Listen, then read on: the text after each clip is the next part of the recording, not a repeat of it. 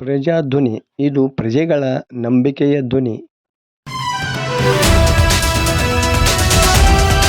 ಗದಗ ಜಿಲ್ಲೆ ಲಕ್ಷ್ಮೇಶ್ವರ ತಾಲೂಕಿನ ಬಾಲೆಹೊಸೂರು ಗ್ರಾಮದಲ್ಲಿ ಗುರುವಾರ ಸಂಜೆ ಬಿರುಸಿನ ಮಳೆ ಸುರಿದಿದೆ.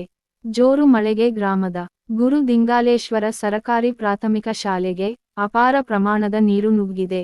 ಶಾಲಾ ಆವರಣದಲ್ಲಿ ಮೊಣಕಾಲಿನವರೆಗೆ ನೀರು ನಿಂತಿದೆ ಎಂದು ಗ್ರಾಮಸ್ಥರು ತಿಳಿಸಿದ್ದಾರೆ.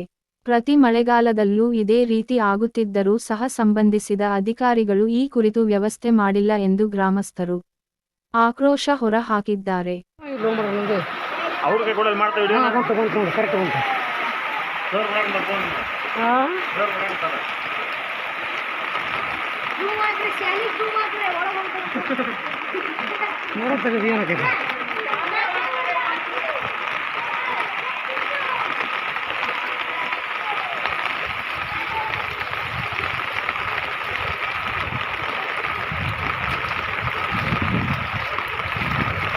ನೋಡಲ್ಲ ನಾವು ಹೋಗೋವಾಗ ಜಾರ್ಕೊಂಡು